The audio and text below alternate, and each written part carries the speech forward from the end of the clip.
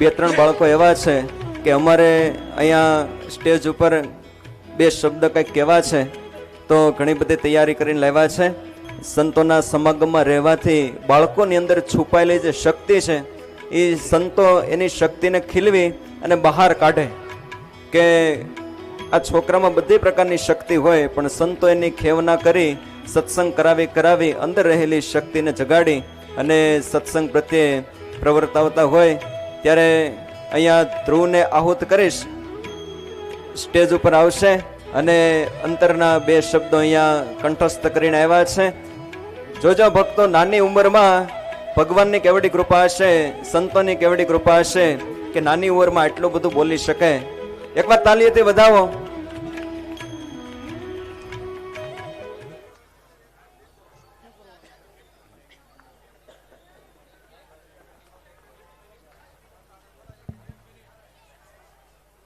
તો કેળે થોર લાગ્યા હો, કેળમાં કેળા તો કેળે થોર લાગ્યા. મગજમાં એવું થયું છે. મારા કોળી પટેલનો બાબો છે હોય, કોળી પટેલ. પણ છોકરો બહુ કોણ પૂર્વનો કંઈક સંસ્કારી છે, કંઈક યોગ ભ્રષ્ટ જેવું લાગે છે. હલો, જય સ્વામિનારાયણ. સર્વાવતારી ભગવાન શ્રી સ્વામિનારાયણ, જેમની પ્રેરણાથી અને આશીર્વાદથી આ દિવ્ય પાટોત્સવ ઉજવાઈ રહ્યો છે, એવા વાલા ગુરુજી પરમ પૂજ્ય સદગુરુ શ્રી લક્ષ્મી પ્રસાદદાસજી સ્વામી તથા ઘર સભા તથા સર્વે બ્રહ્માંડ સંતો, યજમાન ભક્તો અને શ્રીજીને લાડીલા સર્વે ભાવિક હરિભક્તોને મારા હેતથી જય સ્વામિનારાયણ. જૂનાગઢના જોગી એવા ગુણાતીતાનંદ સ્વામી એવું કહેતા કે આવા પવિત્ર સંતોના દર્શન કરીએ તો આંખના પાપ બળી જાય, કથા વાર્તા સાંભળીએ તો કાનના પાપ બળી જાય, સ્પર્શ કરીએ તો ચામડીના પાપ બળી જાય અને સેવા કરીએ તો હાથના પાપ બળી જાય. આવો મહિમા શા માટે છે? તો વૈરાગ્ય મૂર્તિ સદગુરુ શ્રી નિષ્કુળાનંદ સ્વામીએ પુરુષોત્તમ પ્રકાશ ગ્રંથમાં લખ્યું છે.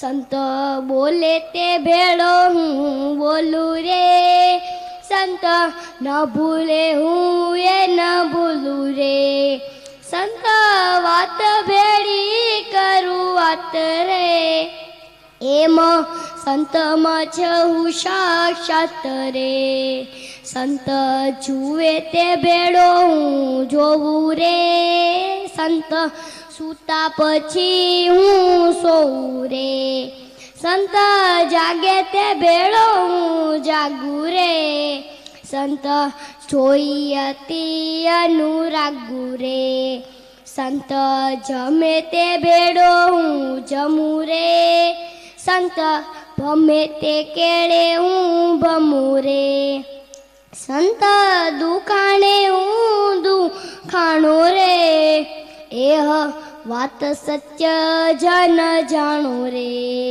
સંત હું ને હું તે વળી સંત રે, એમ શ્રી મુખે કહે ભગવંત રે, સંત માનજો મારી મૂર્તિ રે, એમાં ફેર નથી એક રતી રે.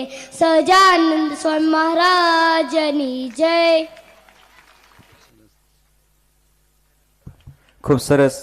ગુરુજી પાસે આવશો, આશીર્વાદ રૂપે પ્રસાદીની પુષ્પમાળા ગ્રહણ કરશો. આગળ થોડાક દિવસો પહેલા પરમ પૂજ્ય સદગુરુ સ્વામી નિત્ય સ્વરૂપદાસજી સ્વામી એમની ઘર સભાનું અહીંયા જ્યારે આયોજન હતું, એમની અંદર પણ બોલી અને ખૂબ સંતોને રાજી કરેલા. હવે જય કોરાટને આહુત કરીશ. અત્રે આવી